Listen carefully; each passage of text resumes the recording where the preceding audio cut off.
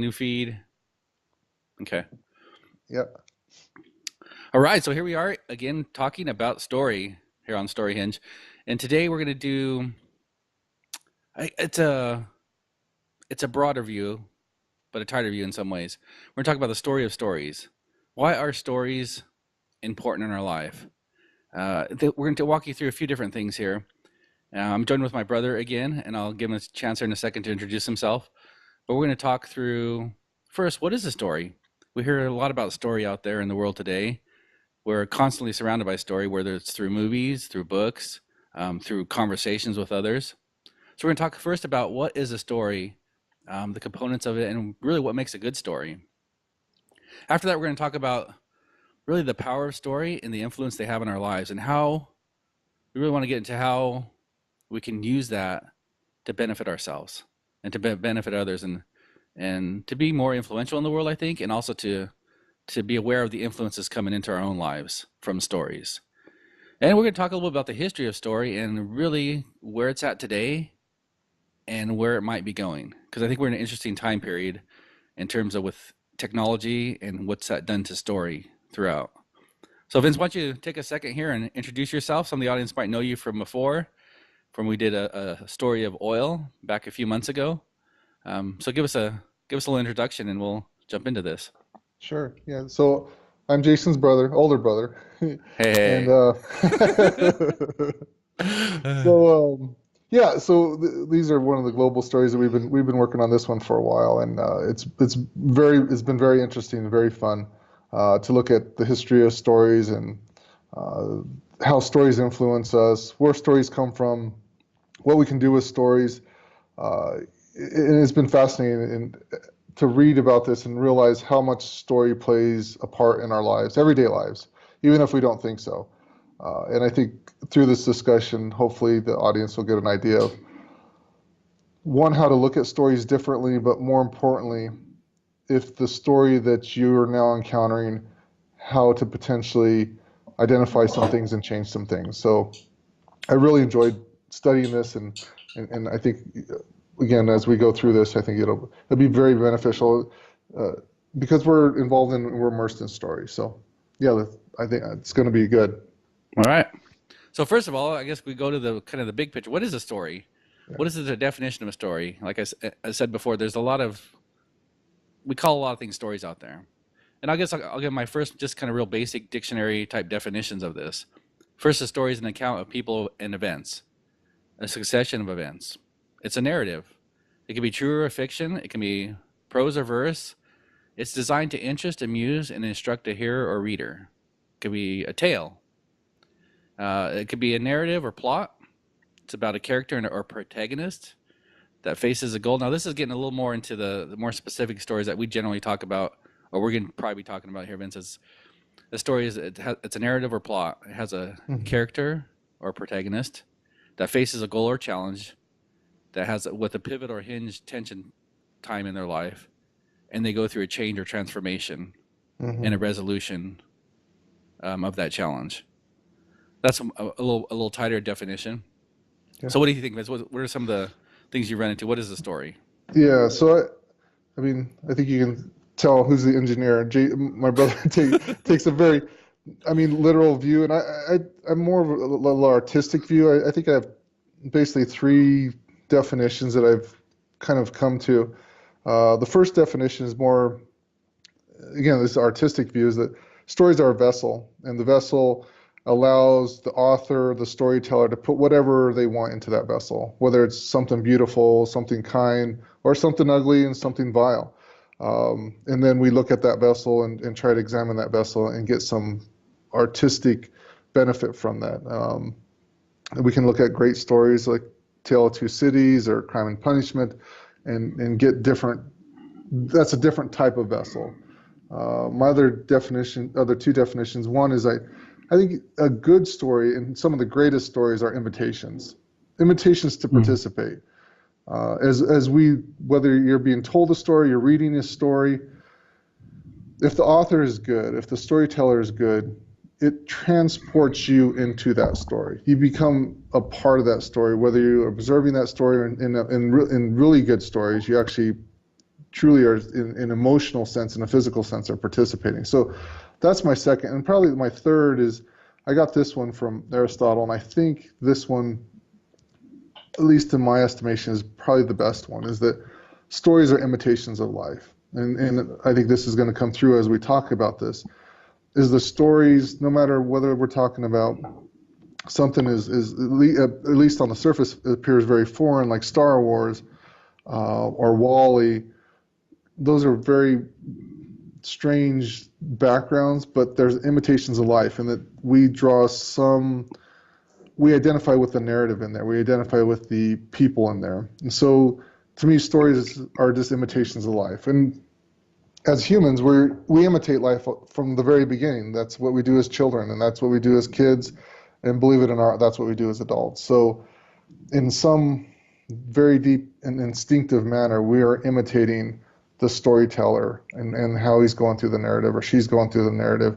And same thing, whether we're watching film or reading a book or listening to a story that someone's telling us, we become part of that. So those are mine. Again, I think I took a little bit more artistic view when we're defining them. Okay, that's good. I guess what comes to my mind at this point is like the audience probably saying, "Hey, okay, I'm familiar with stories. You guys haven't said anything new here. Stories are, yeah, they're important. Blah blah blah." Let's just dive into a little bit into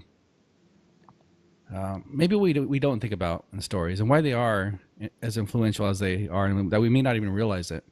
Like one of the things that comes to my mind is that, and I forgot who this came from, but it's this concept of that ideas tend to have us and we don't tend to have ideas. Mm-hmm. That there's ideas in ways we live and act out our lives, and the foundation of that acting out, it comes from these ideas. And I guess I would frame them in terms of stories. That there's certain beliefs we have, and that's framed in a story, and that we're acting that out. I guess I'll give a quick example. Here in the United States, we talk about a lot about this concept of freedom. That I have the right to go choose, I have the right to speak, and we kind of live that out, but we don't really think where does that come from? And I guess I'm submitting it at this point and saying that comes from a story that we have in ourselves, probably from being raised hearing that before. We hear it in the political areas about this freedom. We may have studied some history. And when I think about it, my mind tends to reflect upon the founding fathers and the Constitution, and hearing, and some of that story kind of comes up in the background of my mind as I'm hearing that Right. about freedom. So there's these stories, and they seem to drive us, and we may not even realize it. Some of these foundational beliefs we have. I want to hear your comments on that, Vince. If you see that too, or if that's something else that you see in a different way. No, I think I see it very similar ways. That these stories that, in that regard, I see there's two story lines, if you will. Is that there's this internal story, which I think you're alluding to, example of freedom, and that as Americans, you mentioned political discussions. Whether every politician in times of crisis or in times of transition, I'll say in the country, they'll mention freedom, and it's something that all Americans, I believe, can draw upon, and then they identify with what they're saying. Now, when they say that, though, each one of us has a different definition of what freedom is. But when they say the word, it's like, oh, we know what that. We assume that as a collective culture, we know what that means. And I think part of that narrative, that's the internal narrative of, in this case, being Americans. It holds us together. It brings us some idea of moving forward together in going in the idea of freedom. But then there's this external storyline, if you will, that we are always exposed to, and we're trying to see if that external matches up to our internal, or changing that. But you're right. I mean, I like the term, we're a storm of stories, in that we are constantly bombarded with stories, both internal and external, and we're constantly looking at these stories and seeing how that matches up to what the world is, and trying to trying to make sense of the world through these stories. But I mean, and if we think about it though, if that's really the situation, and we can, as we talk, there's some illustrations, but as we talk about this, is that's how powerful they are. Is if we're constantly immersed in the storm of stories, how much influence that has on who we are, who we go forward, what we think about people. You mentioned a little bit globally, what we think about other countries. We talk about freedom is that we want to bring freedom and democracy to other countries. I mean, what does that mean? I mean, that means something for us, but does that mean something for them too, or other cultures? So, yeah, I think as we go through this, we're going to flush that out. Okay. Yeah, I kind of want to jump. I wanted to jump to that a little bit on the importance to talk about that. But we also talked about how there's a whole variety of stories. Like you said, you talked about being bombarded. Um, Maybe first when we hear a story, we think of like a book, maybe a movie. Those are stories, but there's stories all around us. So why don't we jump back and talk maybe a little more about the different types of stories that are out there, and um, I think we're start getting to the components of a story as well. Yeah, yeah. So I guess the first part is basically to say that we're surrounded by stories. I don't just see it in the movies or in the books, even songs. Songs Hmm. might have a story in them. Like I said, conversations. I think I just read that one recently. Most up to like 60% of our conversations have a story in them. Even just regular day to day at work conversations are bombarded by stories. Um, so why don't we jump into that a little bit? I think you have some Yeah, other definitions and types of stories to talk yeah. about. I was thinking, I mean, when I look at stories, I think there's two types. I mean, you mentioned, I think there's what I consider active stories and there's passive stories. Hmm. The active stories are ones that we generate the images for ourselves. Example would be when we're reading a book. We're generating these stories. When we're audio, like podcasts, we're generating those stories. A real good illustration is jokes. When someone tells us a joke, three people walk into a bar, our mental images are to a particular bar Hmm. and those three people. And if you say, a priest, a rabbi, and a philosopher, then you immediately have these images. So that's the active stories. Folklores or myths have that kind of component. You mentioned like conversations. Well, conversations oftentimes revolve around gossip. So again, that's active. We're getting those people that we're talking about into those stories. Radio is another example of an active, what I consider an active storytelling. And as you mentioned, songs. I think those are active. Then if you go from active to passive, passives are the storytelling that the author or storyteller has provided the images for you. Prime example is TV. Is you're passively taking in the images. You're passively going through the story. You're not creating any images for yourself. Films are like that, all video. And recently, so social media to a degree is passive because you're looking at someone's Facebook or other social media, and it's getting an image, and you're kind of developing a story a little bit, but a lot of the pictures and images are for you. But and then there's kind of a combination where social media kind of fluctuates between those two websites. They provide an image, but you're also filling in some images. Commercials, depending on the commercial, if it's TV, then it's really passive. But then you have an image on a page in a magazine or a newspaper. You're creating that. And art. I think you mentioned a little bit about art. Is that if we're looking at statues or we're looking at paintings, that kind of has a component of both because it provides some of the storyline and the image, but we're trying to fill in that gap to say what's happening in the story. So those are big, if you will, components of Hmm. active and passive. How about you? I mean, is that how you That see them seems to too? jive. Yeah, yeah, that fits. One of the things, one of the questions in my mind as you're talking about that is like, I'm thinking about, well, so what? That's nice to know that there's different types of stories, but what does that mean for me?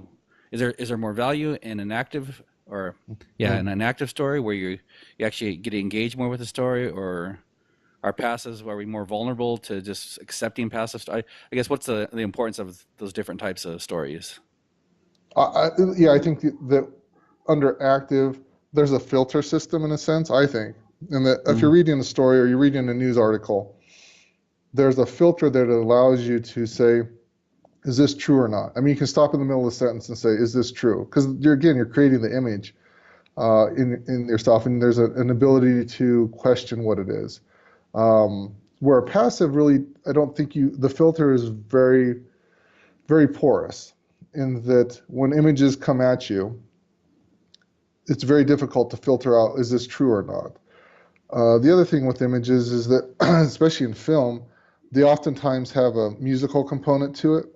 So there's an emotional attachment that we don't necessarily Mm. consciously pay attention to that allows that filter to become more porous. So it's much easier, I think, to get in I'll ask you, is that, I mean, when you're reading the same article about a particular event, if you're reading it versus watching a news article or a newscast about it, one, the newscast is very condensed, very quick, and only giving you snapshots that provide, I believe, some aspect of emotion. Where the news article, you can kind of go step by step and Mm. saying, did this really happen or is this really valid? No, I think that's good. That's a good point to think about as we evaluate stories in our lives. And yeah, that's good. I think I guess in my mind you could be more susceptible to these passive stories and not really realize it because it can reach you in multiple ways, and you might start accepting stories that may not be of value to you. Which this gets me to the point as I think of, as we're talking about some of the story, it's like why I think most of us are familiar with story, and this may be bouncing back a little bit, but why are they so influential in this? I guess before we get in, one of the topics we're going to hit here is what makes a good story. But maybe we need to talk about why story? Why do they influence us as humans? And I guess my first thing I'll just throw out there to kind of get this rolling on this idea is that because we think in story in a Mm-hmm. very basic area, we look at the world and it's in story when we first start to understand it. Um, what do you think about that? Why are they so influential? Yeah. So as we were exploring this, I mean, I realized that to answer that question, we traverse multiple different disciplines. So one is that, uh, to a large degree, stories are art. They're art forms. So that's one thing we talk about. Why they're so influential, then you're starting to get into the psyche of humans. And so then we're dealing with individual psyche, we're dealing with social psyche, even to some degree, pathologies of psychology. Um, then we get into the idea of, well, isn't this part of being human? You mentioned that this is somewhat, we mentioned at the beginning, definitions is somewhat instinctual. So now we're in philosophy. You can also Mm. deal with economics, in that stories can move countries and globally economics. Then we can get into biology and that there's neurobiology behind that. And ultimately, there's some sociology. So we transverse many different disciplines when we start and try to answer this question. I think on a very surface level, uh, very accessible level, is that I think most people can identify as that we're social beings. Humans are social beings.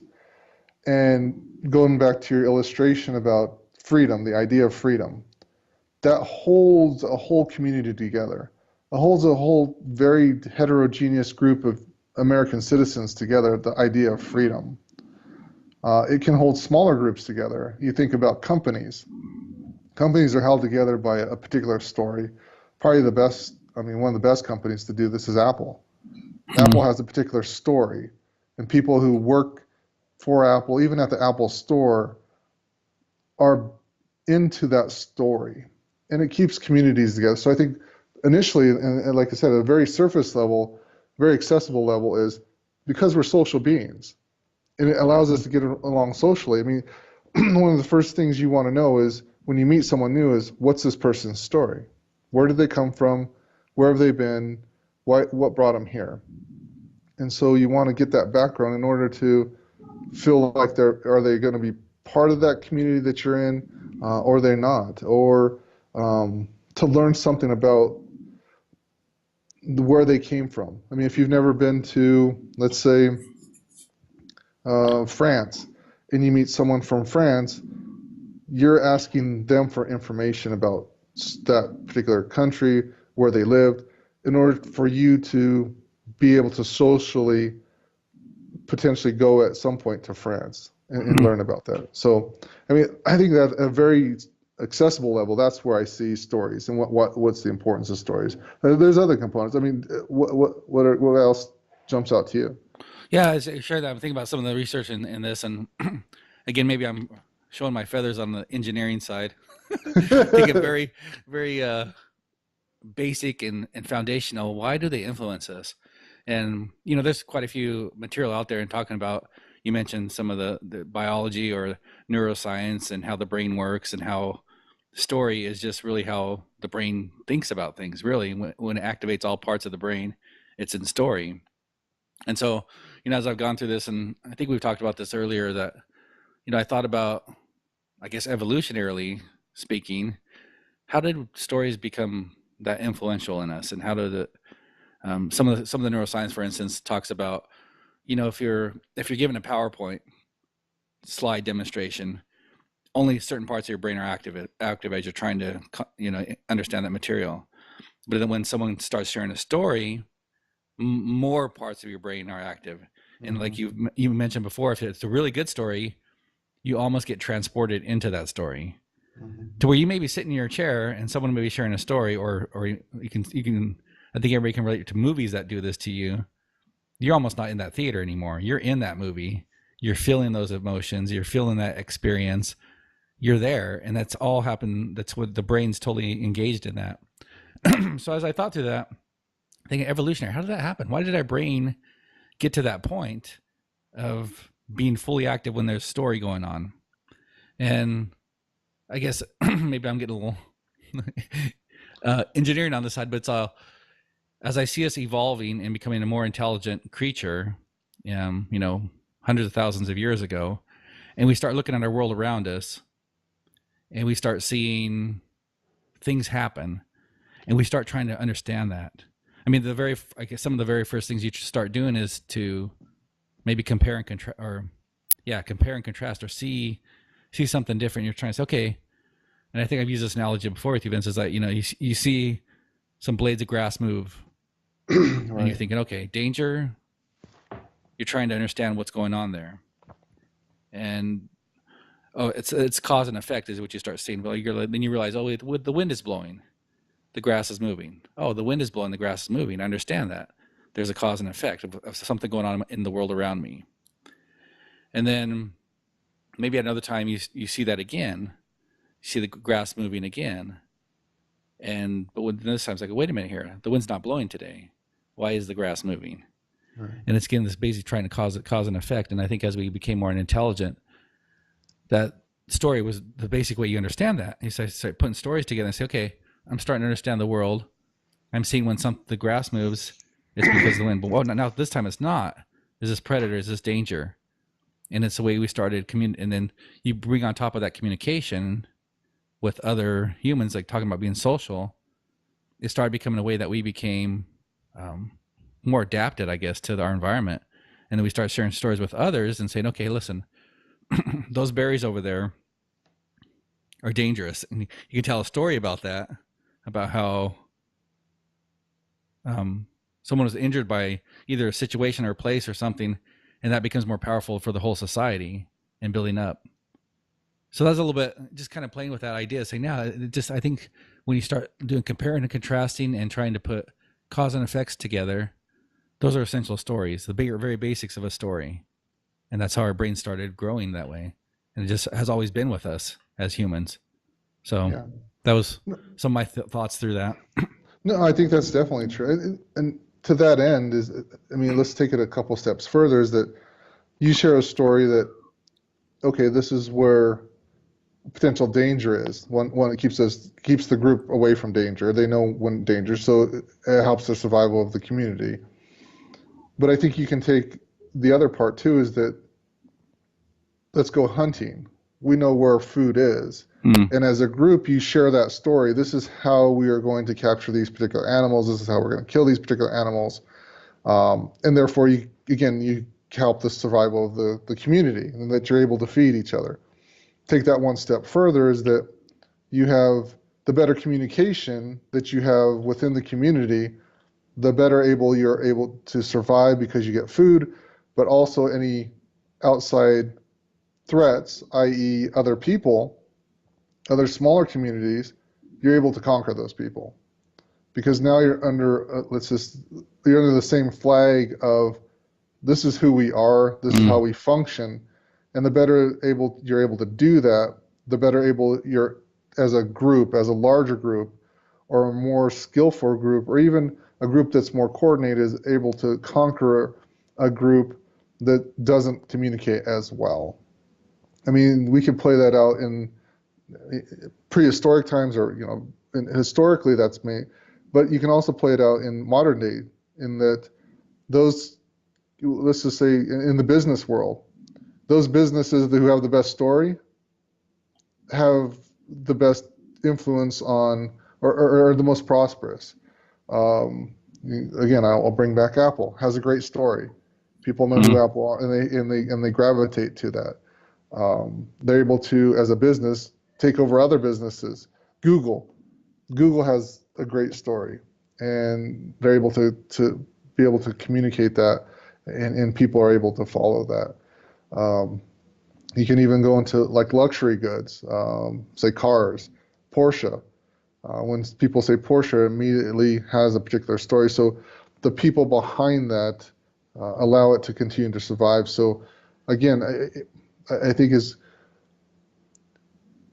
we talk about stories, is that the best stories and the best storytellers are able to have the most social influence, and able to move the thought of the community, move the thought of the culture, um, better. And that, I mean, one of the prime examples is myths. If we have a particular myth, that's what's been boiled down from multiple stories to the best story, because that's the Mm. one everyone gravitates to, and is able to hold the culture together. Um, Yeah, once you break that, yeah, that's an interesting thought because I don't know if that's when you first heard the word myth. I think probably most people think it's some silly story that we don't believe anymore. So yeah, how does that? What is a myth, and how does that get filtered down from stories to being the best story? Like, or give us an example of that. yeah. Well, I mean, this is the one that we've been talking about so far, is that like Mm. freedom.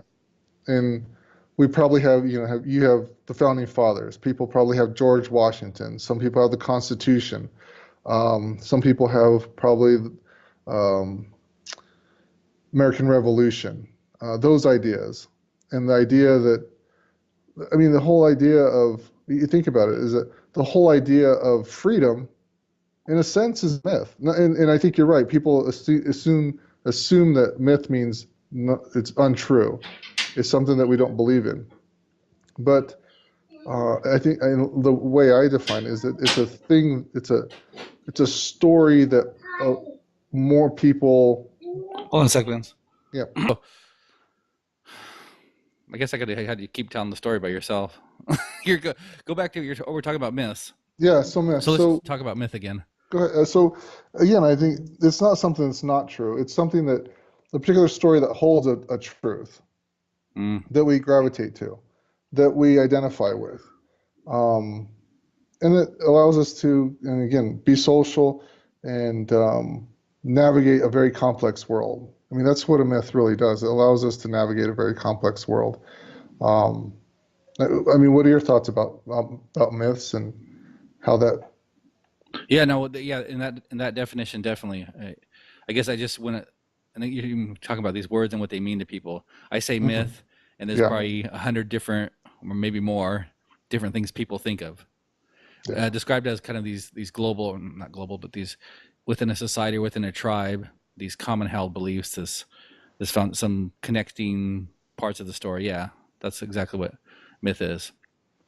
Um, so maybe I want to we're gonna kind of bounce back on that again, but As you're talking about some of this different stuff, I'm thinking, well, why did those myths take hold? Why do they some take root and some don't? So, kind of coming back to this idea, what makes a good story good? We've talked a little about Apple, and they have a good story.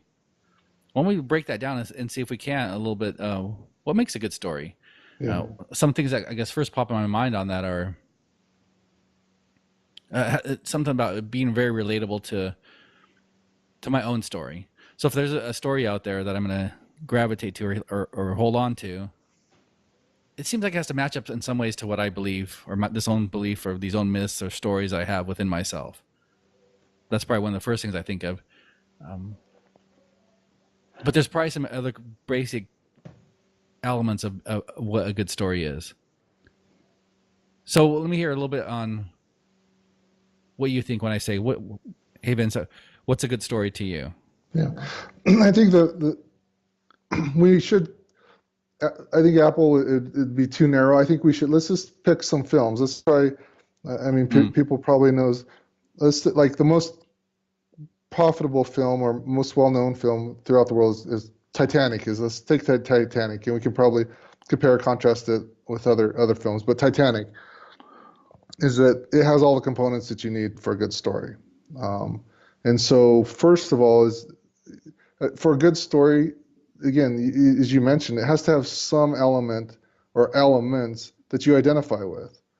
So, um, every good story would have an element that of the protagonist has some element that we identify with. So, in Titanic,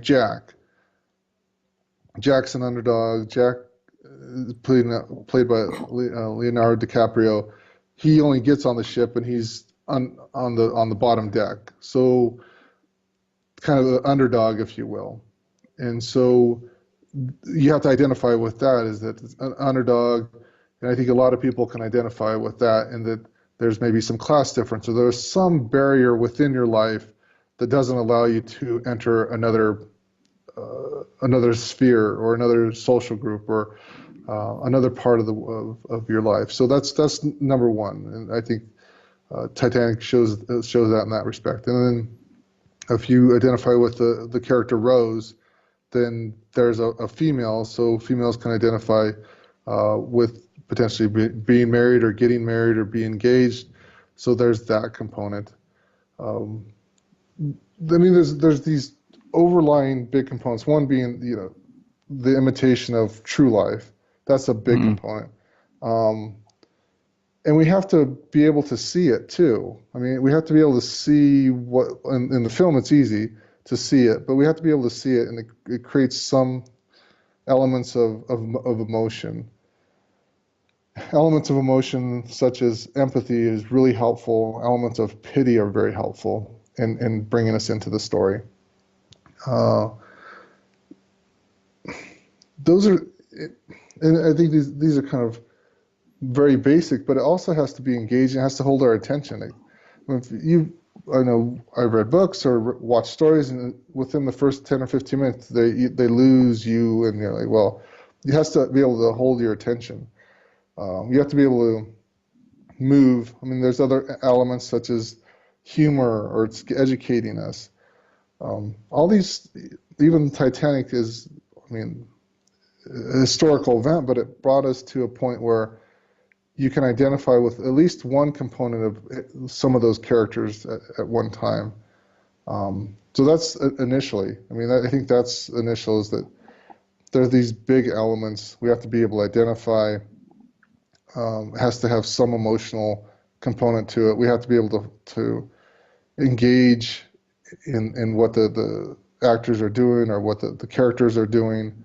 Um, and I think we mentioned a little bit of this too, is that when it's a great story or a really good story, it transports us.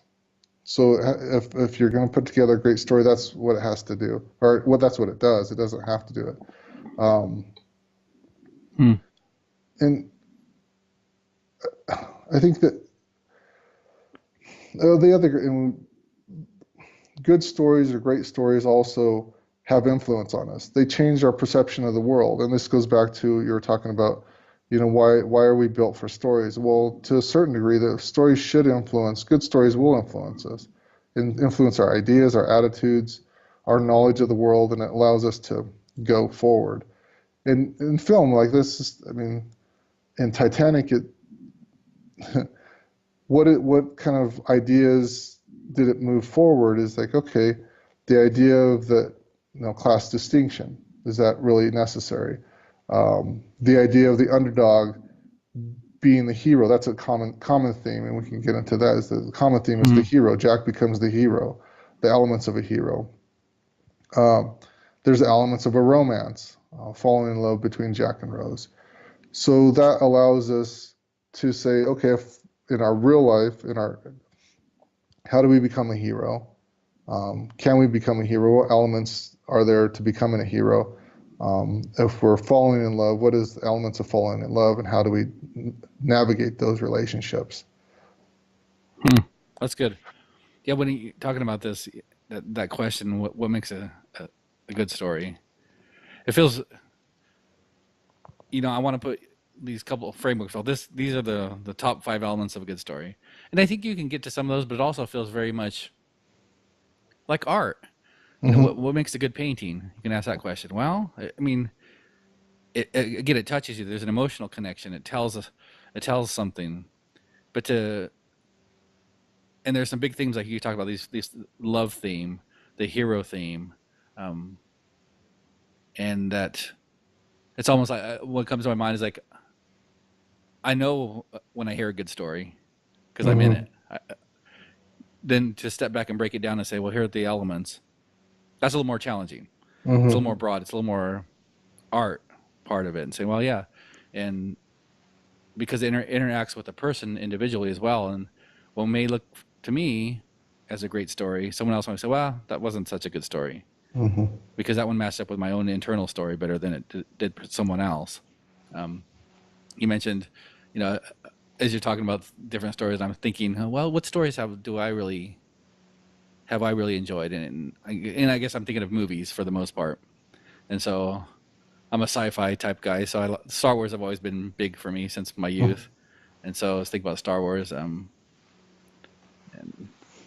and it really is the hero story you mentioned briefly there. That this concept of the underdog rising up, becoming something greater than they thought they could be, Hmm. and becoming a savior type figure at some point in their life. Hmm. And we talked about this previously, and I was like, well, I think I've been watching or engaged in that same story my whole life. And you think about that story, and then I think about Harry Potter. It's very much the same story. Right. Lord of the Rings, very much that same story. Right. Right. I think I mentioned to you, I go, I've been enjoying the same story my whole life, and I didn't even realize that Right.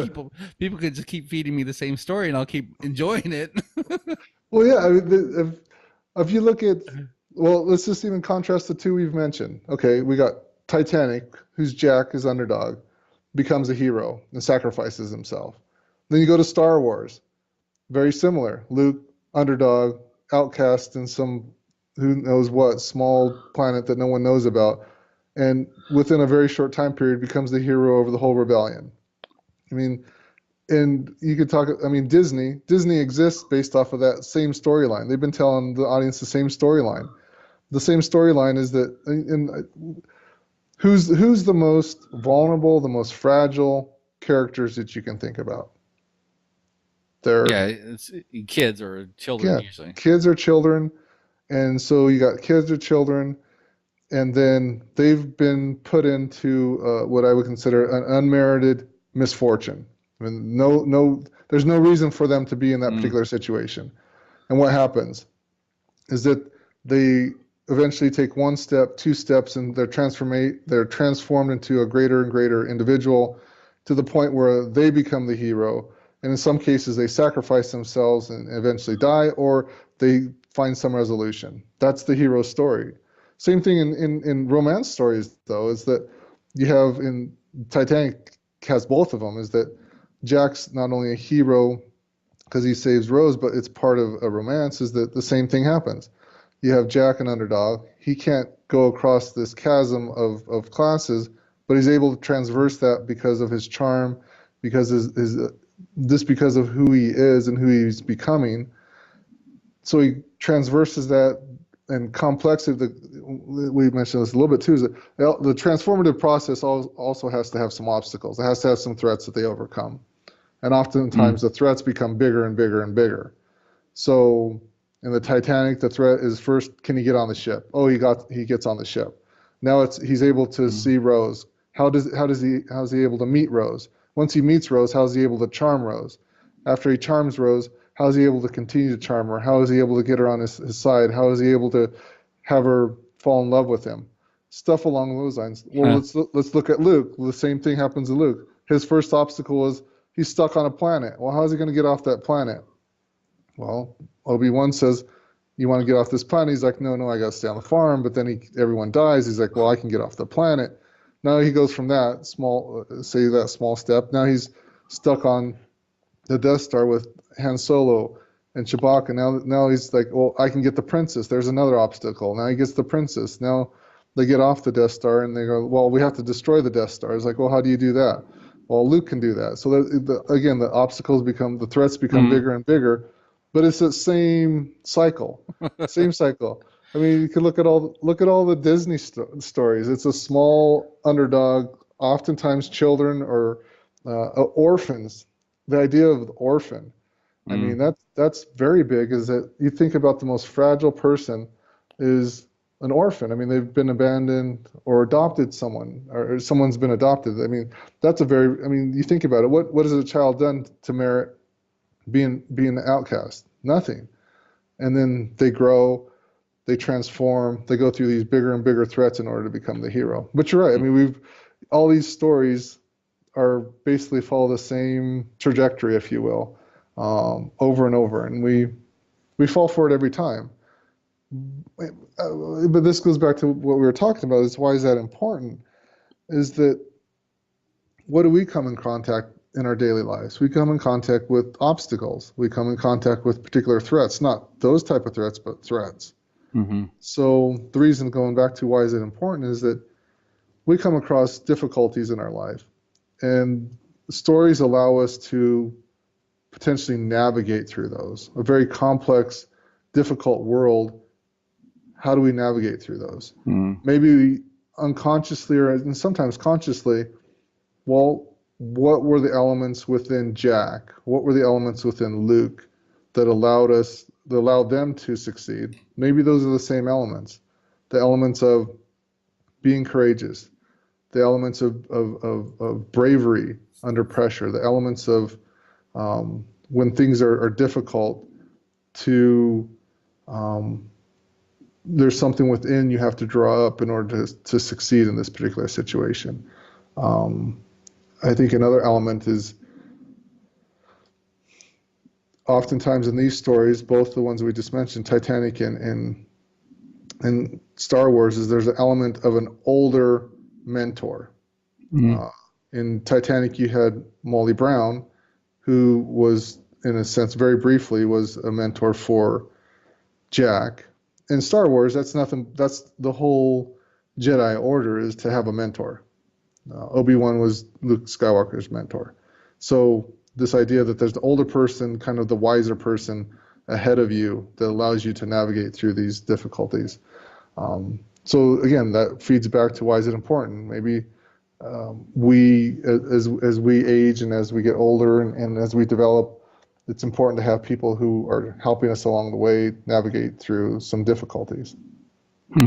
That's good.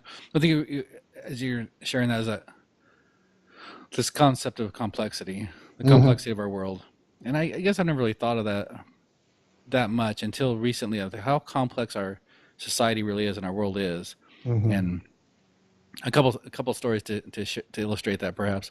I was thinking about work. I've been at this new position for a year and a half now, and when I sit back and kind of look at it from an outsider's view and seeing how the social interactions happen, how people in meetings, what do you say in a meeting? What don't you say in a meeting? And I've been in different places before this, and I noticed what, this has a different culture, has a Hmm. different environment. There's certain things you would say in a meeting here versus other places, and I'm still learning things. A year and a half into this position, I'm still learning the social construct of the company. And I'm like, Hmm. oh, that is extremely complex if you think about it. If you step out and kind of just think about that, that would take someone a year and a half, and you're still learning how people interact within a company Hmm. on a social level. That's extremely complex areas, and it's no different from other places. And maybe I'm a little bit inept in my social ability. It takes me that long to figure it out, but I think it's you talk about how stories help us in this complexity. Another story I've shared before on my podcast is that the story about my sons, and I was taking up to a scouting trip up in the mountains when I was in Colorado. And as part of this trip, I got a couple other boys. Let's see, I think Zach, my oldest at the time, was about 12, 13. And so in the car, I had three boys that were around 12 or 13, and then Caleb was around 10, 11. And we drove, it was about a 2 hour drive, and we're heading up to the mountains. And we got some snacks and stuff. So the kids are all in the good mood, ready to go have a camping trip. And they start talking, as kids would do, and talking about their lives and talking about school and a little bit about girls, but they weren't too much into girls. But they're started talking to each other and sharing these really stories about life and what they see. I remember a particular time they're talking about homeless people and kind of giving the reasons on why these people are homeless. And it was an interesting time for me because I just sat there and listened. I didn't interject very much. I just want to let the kids talk and have their time.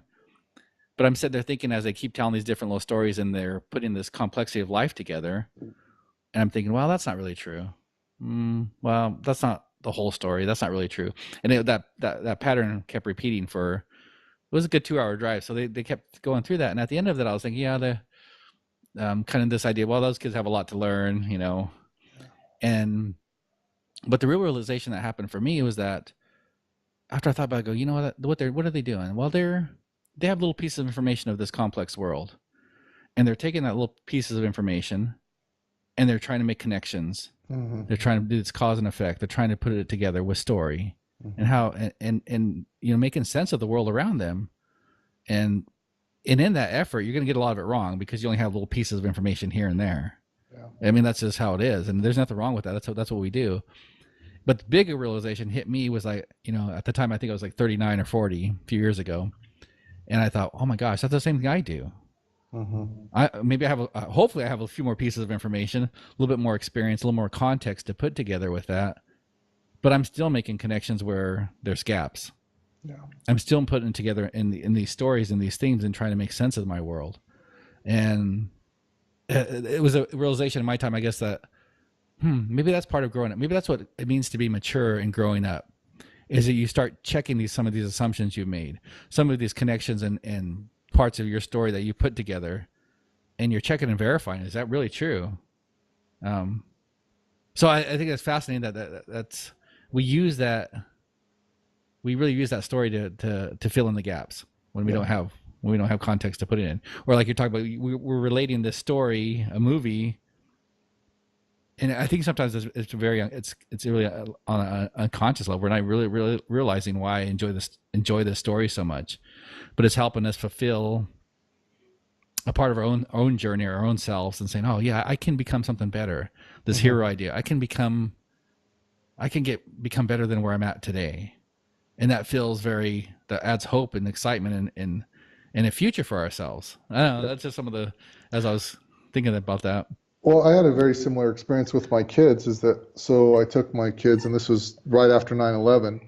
Um, so I took my kids to a football game, and when we're at the football game, if you attend, I'd like to go to high school football games, and so they had a moment of silence after the Pledge of Allegiance, and so we sat down, and my kids at this time they were very young, probably not, let's see, probably 6 or 7, and they were saying, I'm sorry, this was the anniversary of the 9/11, so they're probably 6 or 7 at this time, and they said, my kids asked me, well, why were we silent after the Pledge of Allegiance?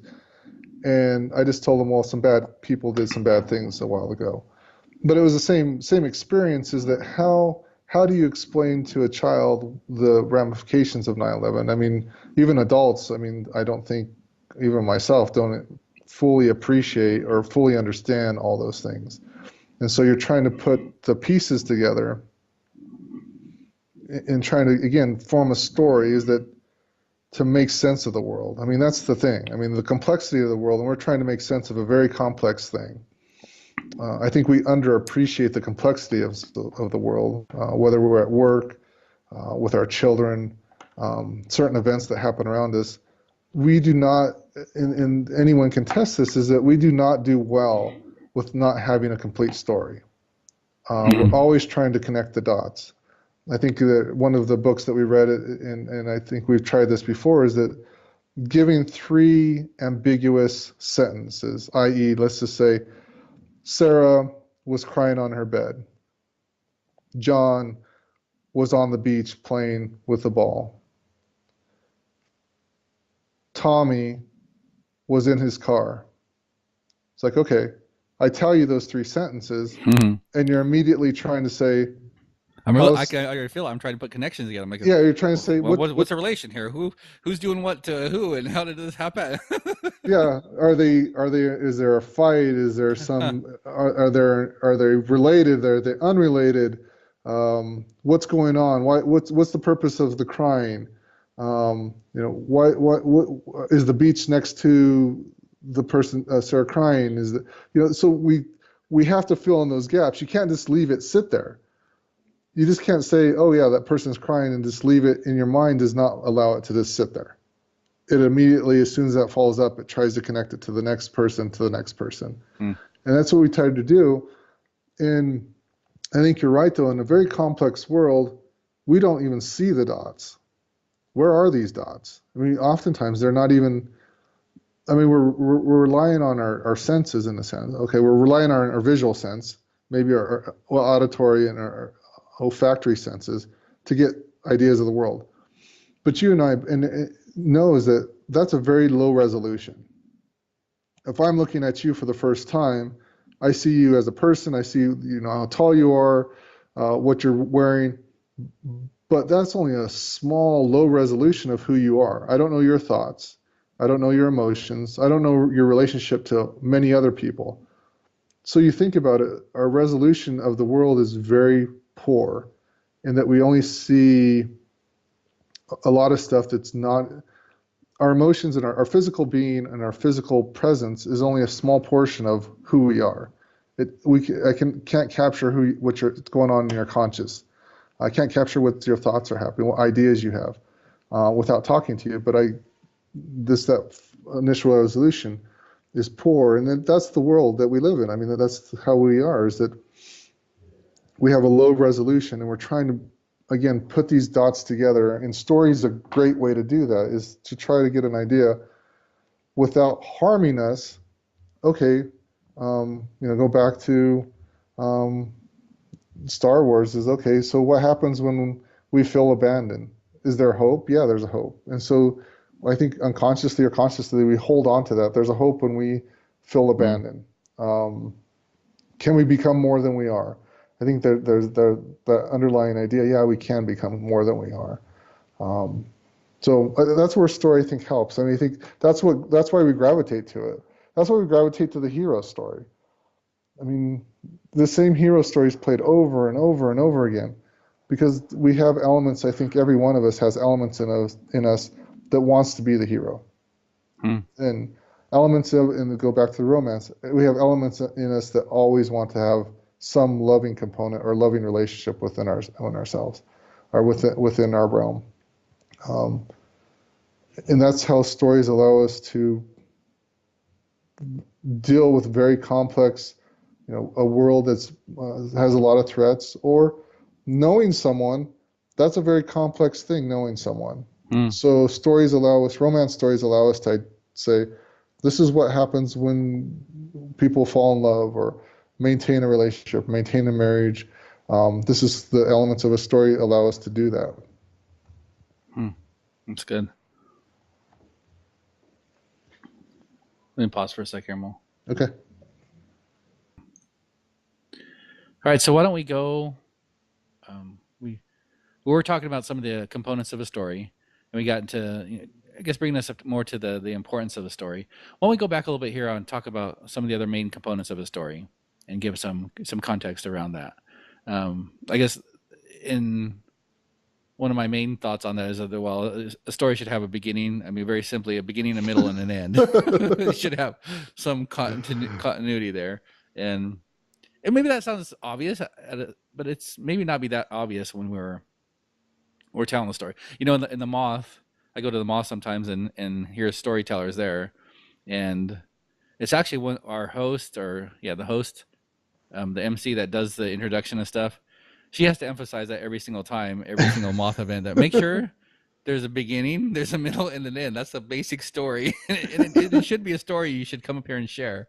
So sometimes those obvious things aren't that obvious or not obviously practiced. So, what are some of the other, I guess, you see as some of the main elements in a Sure. story? Yeah, I think what we've been talking about what I consider the macro elements. The macro elements are it should be engaging, it should have your attention, it should have you should have some empathy, you should be able to identify with the characters. It may have some power or influence. It can transport. Those are what I consider the macro elements. These other elements, what I consider the micro elements, and we get into more if you do the academic component of it. And these elements we oftentimes don't even consider because it's just part of what stories are. But I think they're important, especially if you want to analyze your own story or stories you're reading. And I use Aristotle's Poetics to help me kind of navigate some of these because some of you mentioned that they're obvious, but there's one of those things that's really close to you, but you don't know that it's there. And so I used Aristotle to kind of navigate through some of these and develop some ideas. Is that there's three big ideas of the macro elements. One is manner, the other one's medium, and the other one's plot. The plot by far has the most sub-elements, if you will. But the manner is the manner at which you're going to tell or provide the story. So a manner can be you can be painting. That's a manner of how you can tell a story. The song is another one. Song is a manner of telling a story. The one we've been focusing on primarily is the written or oral story. So that's the manner. That's the manner that you're going to then use. That's the manner. And then we go to the medium. The medium is how you're going to do that. So for a painter, you're going to use color. You're going to use form. You can use a particular canvas, maybe a particular paper. With a song, the musician's going to use a particular rhythm, harmony. He's going to use lyrics. So that's the medium of which that the author, if you will, is using. But the one we were focusing on is storytellers. So storytellers, whether that's author or oral storytellers or film or anything, what they're going to use, what's their medium? Their medium is primarily language. They use language. They're going to use particular words. Those words, in a broad sense, are called their diction. It's going to be a particular tone. There's going to be a dialogue. So that's the medium of the story. Now we get into, by far, the most important component of our micro element of all stories is the plot. What is the plot? I mean, there's four parts of a plot in a sense, and there's subparts to that. So there's a plot. There's the whole plot. Okay. Then there's the action within the plot, and then you have the objects within the plot, and then you have at the end, or the diction within the plot. So the plot as a whole is what you just alluded to, is that the plot as a whole has a beginning, a middle, of an end. The beginning, obviously, is the beginning. Then it's where we get introduced to the primary characters. That's where we get the idea of what's going to happen, potentially. And we mentioned unfavored misfortune of the protagonist, or something that sets up the rest of the story. And then the middle is where we see that those threats and that transformation, those overcoming difficult times.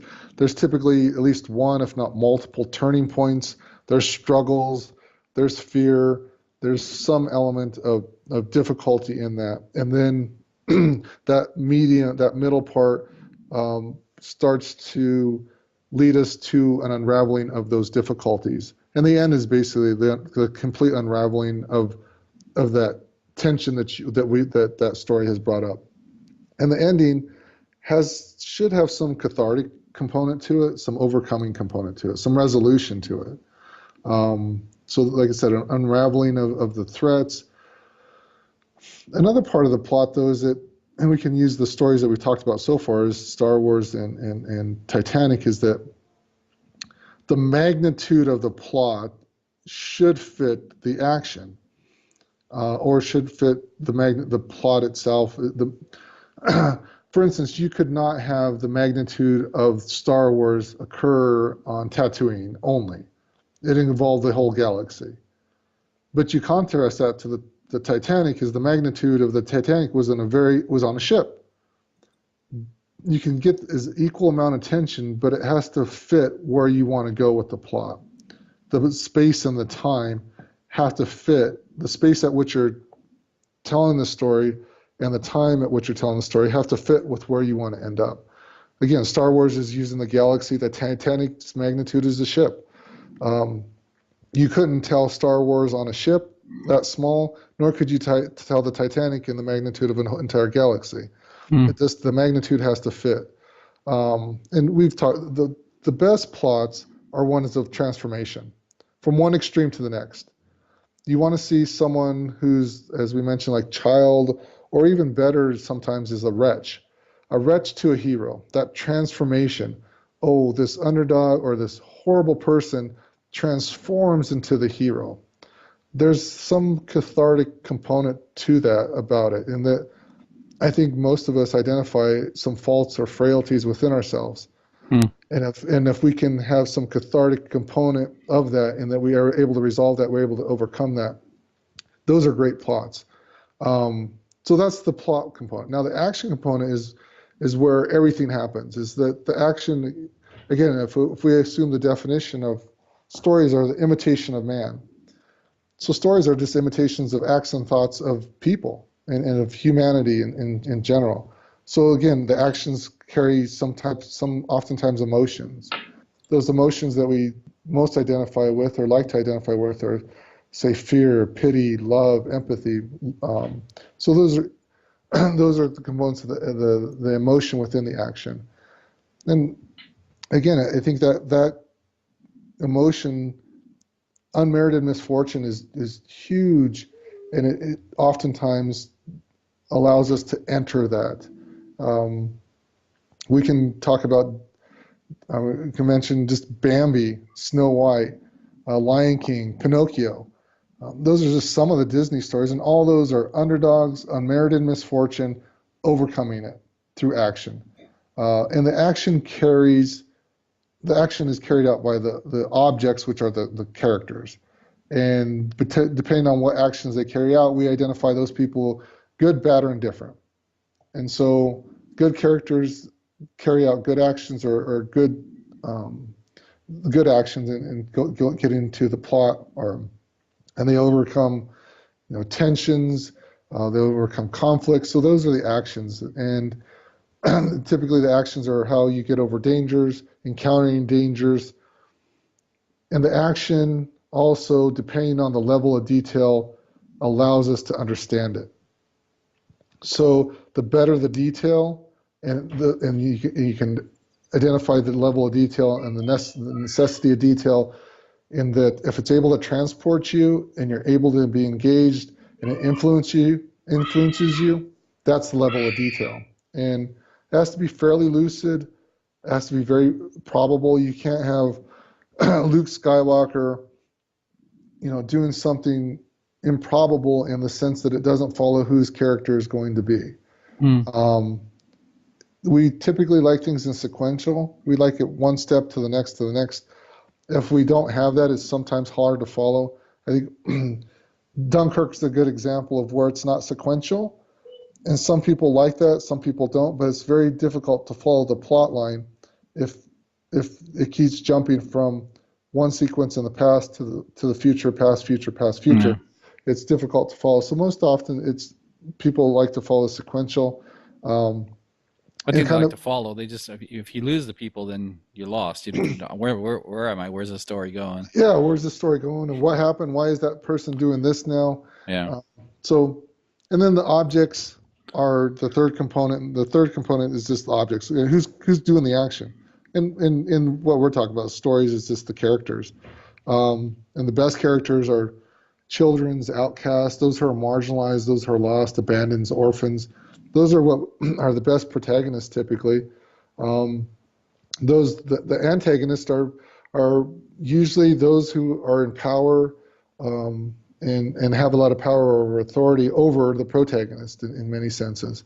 Hmm. Again, Star Wars, you have the protagonist is underdog, is marginalized. Well, then you have the Empire.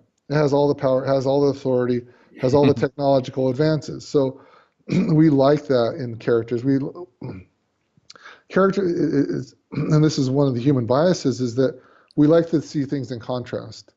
In stories that provide the best contrast, we like the best, and that we can identify. They pick extremes. I mean, you think about the Empire is an extreme example of evil, where the rebellion is the extreme example of good. There's very little mixture between them. In the Titanic, there's an extreme example of wealth, an extreme example of poverty, Hmm. and we like that, and our minds are able to deal with stuff with contrast very very well. And so when you contrast characters, you immediately are able to identify them. Where in the real world, a lot of people are a little bit of both, and it's very difficult for that. Hmm. So the objects that we do very well with contrast, and then the diction is just the words that you use and how you portray that. So um, in ours, the storytells and films, it's not only the words they use and um, yeah. So in well, let's say Star Wars, they use words of more harmony, and then the in contrast, you get the what I would consider the tough guy narrative with Darth Vader. Hard, and he comes about very gruff, and so you have those words. So I mean that sets of the plot. I mean you have, um, as I mentioned, we have basically three things. I'm sorry, four things. You have the whole thing of the plot, and then within that, you have the people who carry out the plot, which are the objects or the characters. You have the actions that they carry them out, and it's done within. When we talk about stories, done within language. Um, so those are you get on a micro level. That's what stories are. And so next time you read a story, and you just after I've been studying, we've been doing this for a couple months now. I've been rereading stories or watching stories and looking for all these components, and they basically all exist to one degree or another, whether in film or in stories that we read. Hmm. That's good. Uh, I was trying to cut my kids out over here. They're playing at my door. Well, All right, so I think that gets us a lot in the elements of what the elements of a story.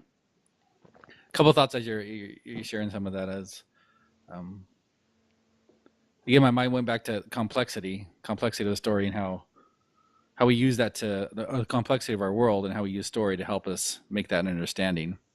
And that because of that, we like some of these very common themes. hmm Very the contrast you talk about, and it helps us make sense of things very simply, and how much we see story everywhere. I think we talked about this. I forgot whose research that was, or what it was part of some of the research we did in the books we read, talking about there was a film that they just showed objects moving around on the hmm screen. Right. It was just three different shapes. I think there was a couple triangles, little circles, or something. They're moving around on the screen, and it was something like 97% of the people made a story out of that, and it was some hmm story, but it looked like well these two were fighting each other, and then he got the lover, and he did not get the lover, and Right. and all it was these little shapes moving around on the screen, but it was Right. amazing how much we still turn that into story. So there's a little bit going back to a little bit on the importance of the story and how we see things. Another thought I had as we're talking about that is how these stories, and we've hit this a little bit, but how these stories lead to, uh, I guess I frame it as tribalism, perhaps, or this unifying of the group Yeah. and buying into this. But also, and maybe I'm starting to tap into these concepts of we seem to talk a lot about the story and about the importance of it, and maybe I'm leaning towards now to what are some of the consequences of that? There may be some negative consequences, some positive consequences. We're mostly talking about the positive so far, but maybe some of the negative stuff. So I'm tapping into a little bit now. And well, yeah, that helps unite the group, but it also can help unite groups against each other. Yeah. If one group has a certain story and the other ones don't have that shared story, and you can see that maybe in a fun way. We've talked about Apple a couple times, and you can see that Apple versus PC. Yeah. You know, well, I'm a PC user. Right. They get this little bit of rivalry, this little, and and in that context, it feels pretty innocuous. You know, nothing there, but it can happen in bigger tribal groups and. So when we hit some of that, I guess the consequences of that, of buying into certain stories and how it forms groups and I guess how we what do you do with that? I mean, that's part of it. That's part of the consequence of it. What can you do with that? Yeah. So I mean, I think you hit on different interesting points. I mean, Apple versus PC, or you could even in the sports world. You look at the sports world. Kansas City versus Denver, Houston versus Dallas, and that's tribalism too. Is that really does it really matter? You know what city you come from? Oh, it does matter. I mean, Hey, this hey, is the one. Astros just won the World Series. That matters, baby. That's right. Yeah, but again, so it's that now you got what four? How many million people in Houston? 6 million, Six, 4 million. around there. Yeah. Yeah. So then they identify with we're champions. No, Huh. it's us against LA. You Uh-huh. know. But you're right. I mean, it's that tribalism, and let's take that. So you go from very micro level, and then you start getting bigger, and that you think about the Olympics. When the Olympics are shown in the United States, is that we cheer for the Americans. So that American can be from LA, and that American can be from Houston, but we don't care. He's from America. So Mm. then you're right. Then it becomes a tribal. That tribe gets even bigger. Um, and I mean, we can go, I think part of it is we go to extremes. Let's go look at extreme examples is when we go into world wars. World wars is that we try to, in a sense, dehumanize the other group. World War II, we tried to dehumanize who the Nazis were. We tried to dehumanize who the Mm. Japanese were. And how do you do that? You do it through stories. You do it through in a large context, the stories are propaganda. This is who this group is. These are who the Japanese are. These are who the Mm. Nazis are. Do they have elements of truth? Sometimes, sometimes not. Very small elements of truth sometimes. Um, it goes back to a thing that we said before, though, but the people who tell the best stories win. Mm. And if you're able to tell the stories to your community, to your culture, that's a better story than the other culture, then it typically wins. How did Hitler become powerful? He told a story. He told a story that the reason that they're this way, the reason that they're in economic depression and everyone's starving is because of the Jews. When you're able to rally around that particular story and show evidence, some evidence, if you will, because people were starving, their economy was going down, that the reason for that is because of this particular group. What do they do to that particular group? They dehumanized them. And they became not human anymore. And then they started persecuting them. That's Mm. what a good story does. The same. I mean, you can take that story to the Soviet Union. How did the Soviet Union become the Soviet Union? Lenin basically told the story of egalitarianism, of socialism, of communism being something, socialism in a sense, becoming good for the people. It was a story they were willing to hear and he told a great story. Stalin continued that story and made it even a better story. Contrast that during Churchill told the story to the English people in order for them to combat Nazism. That was a trial. And the United States did the same thing, told them a story. And so, I mean, stories, as we've been saying, is that we're so immersed in story. And I think to a large extent, we're not conscious of how powerful the stories are. If you have a great story, people are going to start to believe that story if you give it enough detail. Some of the elements we've already talked about, you start infusing some of those elements of okay, there's you're able to grab it. You're able to build a community around that, and in this case, you're able to build nation states around that story. Hmm. It becomes very powerful. Um, and to take it a little bit more is that I think oftentimes we wonder, or people wonder, well, I would never become a Nazi. I mean, if I was in Germany at that time, I would never. And I Hmm. think if you really look at it, it's a story. You people today all the time are amused and taken in by stories. Take an extreme example. I like extreme examples because I think it brings the point home. Is that Comic Cons? Comic Cons. People all over the world come to Comic Cons. Comic Cons are where people dress up as comic book heroes or now comic film heroes. They transform their whole person into a fictional character. I mean, we talked about myths earlier. Is people are, I mean, they travel from all over the world to go to San Diego, or I think, yeah, San Diego, San Diego. once a year, yeah, to go to Comic Con, the biggest Comic Con in the world, and they dress up as Superman, Batman, all these comic book heroes because it's a great story. And so, I think we underestimate how powerful stories are. So it relates back to the Nazi stories that Hitler, if you want, I don't understand German, but if you still look at him delivering his speeches, you can't help but being emotionally moved. He's an actor on a stage providing a great story. Hmm.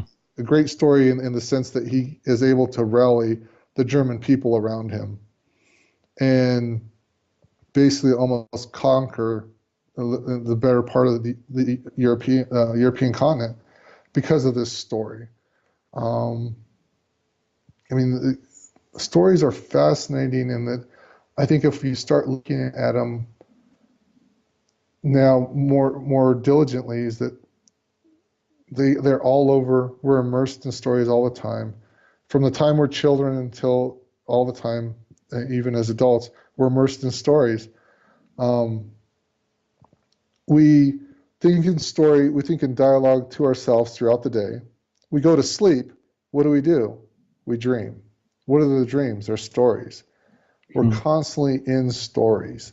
And some author or some storyteller can change the trajectory of what our internal stories are by telling us a great story. Hmm. Um, That sounds fairly dangerous at a certain level. When you're something on that talking about we're always in the story. I think about my kids and watching them all grow up, and in their playtime, mm, here's maybe some elements of the story that I think we have, but maybe I'll watching them play. It's usually about there's always a conflict in that story, even as a child playing. They'll be right. playing about doing something, and there's this, the guy's trying to save the girl, or the car's getting in an accident, and getting people are getting hurt, and so there's still that conflict in there, but it's still surrounded by a story. And then going back to talking about the power of being influenced by this story, it sounds the way you described it, and I agree with that they are very powerful, especially with a good storyteller that can use that story to transport the tribal group to a certain place. I mean, it sounds. How are we even aware of that happening to us? And how do Mm. you check yourself and say, am I starting to follow a tribe or a group thought uh, to a certain place that I maybe don't want to be, or um, Yeah, how do you do that? I mean, that sounds pretty. I don't know if I have the answer to that exactly, other than um, being exposed to different viewpoints, checking out different stories, and seeing how they compare um, to each other. I don't know. What's your thought on that? That seems. yeah. I think it's very difficult. It's Mm. very difficult because as we mentioned before, when we were talking about the importance of stories, we were transversing multiple different disciplines. So at this point, we're transversing the discipline, or we're in the discipline now of philosophy, I think, is that why are we here? What are we doing here? What should we be doing? And where are we going? Those type of, when we're dealing with stories, if someone tells us a story that we've, and again, it's become part of our identity. Um, Go back to the original thought about freedom. That's part of your identity. Individualism is part of the American identity. Hmm.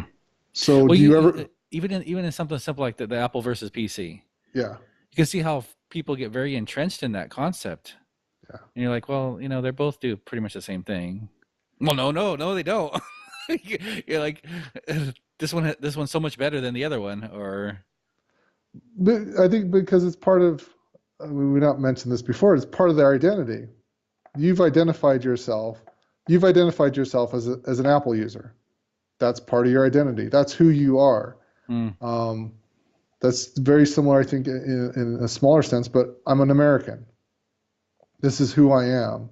So if someone was to tell you, no, you're not an Apple user, or no, you're not an American, or no, you're not a true American, that cuts to your identity component. It's like, wait a minute. Then you start questioning, who are you? If I'm not an Apple user, then who am I? Am I a PC user? Maybe I'm not a PC user. Then you start questioning, well, who am I? And that's again very uncomfortable, because it goes back to that.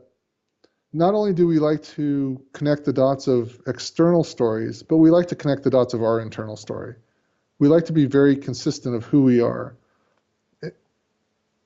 We don't like the idea of not knowing who we are or questioning who we are very much. It's very uncomfortable. It's like being told those three sentences I gave before. It's like being told you're crying, but you don't know what's coming next. Or the person on the beach and the person crying, you're basically being told you can't connect those two. So you're right. I think when you're told a good story and it becomes part of your identity, to question that is very difficult, because then you start questioning, well, who am I? Um, I'll pick an example. Is that if you are in a marriage and that marriage is part of your identity, part of who you are, you know your spouse, you know who they are, and then you were to come across something as if you came home and all of a sudden they just say, I want a divorce. Then that's huge change in the story of the narrative that you have internally. mm, And now you start questioning, who am I? I don't even know that other person anymore. I don't even know who I am anymore. And it becomes very uncomfortable very quickly, and can lead to a lot of pathologies, of depression, of mm, anxiety. And so, mm. you say, how do you get out of how do you start questioning these tribal beliefs? I don't know if I have the answer, because I think it's very difficult, because it's so wrapped up on who you are. Um, Huh. Let me relate that, because that's the story that as you're sharing that, it's very I can relate to that, and I shared this before on the podcast, and that I guess it's been about 4 years now since I started transitioning out of Mormonism. And I've described this before in terms of, I guess I see four foundational factors in our lives. And again, maybe you're my engineering going trying to understand the very foundational things. But you mentioned identity. That was one of the things I came up with. Is we have this identity of who we are. Another factor is purpose. It's kind of your goal, your meaning in life. What is your purpose? A third factor is relation, how you relate to the world, how you relate to your relationships, how you see those things. And the fourth one is code, the kind of the rules, the laws you live by. And those four factors, to me, they're very foundational, and that's really identifies the basis of us. And we like to, as you're talking about, we like to have that story congruent that fits all that together, that holds that piece together. And I know for myself, coming out of Mormonism, Mormonism very much had answers and filled in all those gaps on those four factors. identity. Who was I? Child of God, brought here to this earth. We're getting into purpose. Brought here to this earth to fulfill God's work, so I can return to Him. Very, very concrete, very laid out. Relationships. What should relationships look like? Oh, this is how everybody else is another child of God. You treat them with love and kindness because we're all children of God. That relationship very, very well defined, and how you relate to this world, and the code and laws you live by. Again, very well defined, very well structured. And then to come out of that, it's exactly like you said. There was probably one of the most difficult things I had to go through, and to some degree, I'm still working through some of that stuff. Trying, okay, who is Jason again? What is my purpose? What codes am I going to live by? Because a lot of that was just either broke down, fell apart, got removed. What should relationships look like? How do I relate to the world? How do I see friends now out in the workforce versus the way I saw them before? I mean, it was totally disruptive to all those foundational parts of life. And again, I would agree with that. You start, in part of my process, and the whole purpose of the podcast was, let me hear other people's stories so I can see how it fits with my own story and put some of those pieces back together. Hey, does that person's story have something of value that I want to bring into my own story? Oh, okay. Yeah, this has it. Here's a piece here. Here's a piece there. So that's interesting that and how uncomfortable it is when those pieces don't fit. And I guess another interesting part of that was how quickly I wanted to put those story pieces back together. And I remember shortly after kind of coming out of that, and basically coming to the view where I didn't hold the views that I did as a Mormon. I didn't believe it was true anymore. The story of Mormonism. I basically said, well, I don't believe this is true anymore. I still didn't know what I believed, but I knew that I got to that point. I didn't believe it was true anymore. And pretty soon I started feeling myself getting entrenched in my new story, if you will, of how my place is better than where I was in Mormonism. Mm-hmm. And I was like, wait a minute here. And if I say getting entrenched again, because I was like, wait a minute here. You're raised Catholic. You had a pretty good view of Catholicism at the time. Then you were Mormon for 20 years and really thought that was all the answer and the whole answer and the complete answer. And here I was a year or so, and I'm already getting entrenched in another thing, thinking I'm so right and I'm so more correct where I'm at now. And I was like, wait a minute here. You've been in this thing for 1 year. You've been in several other things for multiple years. And I could feel myself getting entrenched in that right away. And I think it was exactly what you're talking about. It's like, hey, I wanted to put my story together. I wanted this congruency within my purpose and my identity and the way I live. And so I guess also, it's amazing how quick that happened. And then relating back to what we're talking about, how do you do that within this tribalism mentality? So we don't, and maybe we're kind of hitting on what's going on in our society right now in the United States, where at least and I don't know how true this is, but the perception out there is that there's a lot of division right now. Mm-hmm. There's a lot of tribalism. There's a lot of pulling this group against that group. We don't agree a lot. How do we break that down a little bit? I mean, maybe we're going outside of the story of stories here. No, I think it is, though. I mean, I mean, that's perfect in that we have there has to be congruency, or there's attempt to be congruency within our inner story. As you mentioned, it has to have those 4 components locked down or fairly locked down. Otherwise, it's very uncomfortable, and that's when I think you start introducing pathologies. Let's get another example. Is that people who get divorced, what do they try doing? Very shortly thereafter, they typically enter another relationship because they're trying to say, "There's something wrong with me," and the only way they cannot say that something's not wrong with me or try to identify who they are is to get in another relationship, either remarried or just another relationship, saying, "How do I deal with this?"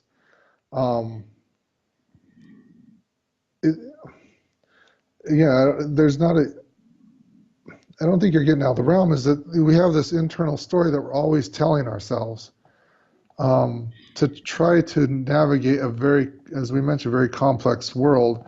And that internal story allows us to do some of that. It allows us to filter out some of that stuff because we can't take it all in because it's too complex. So it allows us to have some form of filter. Oh yeah, that's good, that's bad, or that's indifferent, or something along those. That's what I believe in, and therefore, again, verifying one of those 4 components. Oh yeah, that's the code I live by too.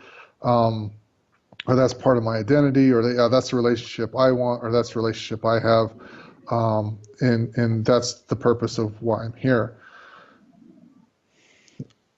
It's very difficult, I think, to get out of that, because I think everyone is like that. And you mentioned, is perception or not, there's this idea that there's this huge division within the United States. I think some of it's true, but I think some of it's artificial, in that if there's not, just like any other story, if there's not action, if there's not some type of barrier, it's no story at all. So if we were one homogenous group, we would immediately start trying to find conflict outside the United States with something else, because we need something else in order to provide contrast to ourselves, so we identify who we are, and what we stand for. Very briefly, like 9/11 is an example. After 9/11, I had a sense, and I think most people had a sense, that we were all one group. We're all Americans, and we were against terrorism. So that became, only for a short time, that's who we were against. We were very homogenous for a very short time period, saying, yes, terrorism, they're threatening our democracy, they're threatening freedom in the world. We're against terrorism. But very shortly thereafter, it started breaking down. Is that enough to be against? And then it kind of moved to a state where it is now, is that, some groups are against other groups as far as their views on how you address that, or how we go about being Americans, I guess, that's the question now, is how we, but I think that's always been a question, is like, how do we best be Americans? I mean, you think America, I mean, this may be a little off topic, is that how do we become Americans in the first place? We were against the UK. So we were breaking off because we didn't think that they represented who we wanted to be. It's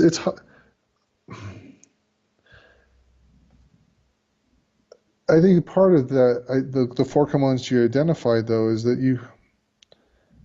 if you are with no one, if you're all by yourself, goes back to that idea of being social beings. It's very difficult to be a lone wolf, because we're so social. Is that you think about all these groups, whatever tribalism you want to parse it into, we've identified to that group, and it becomes part of our community, it becomes part of who we are.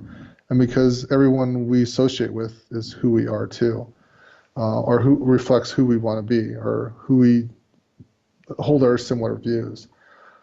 So, I mean, I think we focus on the bad things, but we can focus on the good things too, is that tribalism, in a sense, let's pick a good example, like Martin Luther King. I have a dream. The civil rights movement. I don't think there's very few people who would say that that's a bad thing that happened. Civil rights movement, in that it allowed African Americans to have a voice that they never had before. Well, how was that? How did that come about? It came about because of certain individuals. Activists have a story, and we believed in that story. And so I think it can go both ways. The tribalism can have a detriment, or it can be beneficial to the particular culture, or to a nation state for that matter, depending on what story it is. But I think the important component, I think, of all of this that we've been talking about recently, is that the power of stories. To recognize that stories are very powerful. The story that you tell yourself about yourself is very powerful, because it serves as an internal compass, if you will, but it also serves as an echo to other people. You throw out, this is who I am, and what that echo does is it attracts people of like-mindedness, if you will. So if you're always throwing out the idea that I'm stupid, I'm not worthy, what kind of people are going to, very few people are going to be around you, and those people around you are going to emphasize that particular message you're telling yourself. we've always, I mean, the opposite's true too. Again, the contrast is that if you're around a very charismatic individual, someone who's very enthusiastic, you gravitate to those people because you want to have something that they're providing. What serves in the U.S. is that for that is that like sports heroes, sports figures, you Hmm. know, or people in Hollywood, actors, actresses. We want to gravitate to those people because they seem to have something about them, um, their story we want to resonate with. Um, so I think it works both ways, but I think that the important underlying component of all that is the importance of stories. The one you tell yourself um, can be very healthy or it can be very unhealthy. And the idea that I think we were trying to hit on and trying to solve is that how do you get out of an unhealthy dialogue with yourself that puts you in a particular tribal group or community that's unhealthy? That's a very difficult thing. I mean, Hmm. that's a very difficult thing. I think part of it is that writing about it to see if you can form an argument of why, why I am the way I am. And the other thing is to move into different social groups, like you said. That's why you started the podcast, is to expand your social group, to get into different social groups. You've interviewed people that you would have never interviewed or even thought about interviewing 2 or 3 years Yeah. ago. Yeah. So it gives you a whole Never would have different, talked to you two, yeah, 3 years ago. yeah, it gives you a whole different narrative. So I think that's a component, is that talking to other people, broadening your the group of people you talk to, and then writing it down. Those are the things I think about. I mean, Hmm. you can speak to that because that's what you've been doing. I mean, that broadens your scope of understanding, broadens your narrative. Yeah, that's probably one of the most valuable parts of it is this. Um, I've been on this concept of this diverging and converging, and it's actually one of the problem solving techniques that's out there is that for those familiar with like black belt and how you solve a problem, and in that process, a lot of you do this diverging where you bring a bunch of ideas together, and then you converge down to the best one. And so I guess that's been my own process a little bit in the storytelling or the story hinge itself in interviews. Like, let me broaden my view and hear different stories, so that at some point I refine and bring it down to where I want to be and what story I want to hold on to. Um, but I value all the different stories, all the different guests I've had on it. There yet to be one that I haven't had where I'm like, there's value there. There's something in that person's story. There's an experience there that touches me within their story. So I guess maybe maybe that is the where we leave it with it. We have to keep reevaluating, Yeah. keep exploring with that, and good. No, I was going to say that's it. Keep exploring. But again, I think one thing that I mean, if I was to give a suggestion, is that to tell your own story. That's part of Hmm. writing it down. But like you're sharing your story, the way you shared your story is probably keeps changing because you keep realizing, oh, I'm missing this component, or this is no longer true. But that redefines your internal story again if you keep telling your story. Hmm. Um, and telling it from different angles, from different perspectives. I think that helps get moves one along the tribalism, I guess, or out potentially outside of the tribalism, or at least realize that my tribalism may not be the end all, the be all. Um, to just keep telling your story. Okay, this is what I believe now. Why do you believe that? Okay, this is why I believe it, and just keep telling it and to see does it. I think if even very few people can hold to the same story all the time. Um, because we change. We're changing all the time.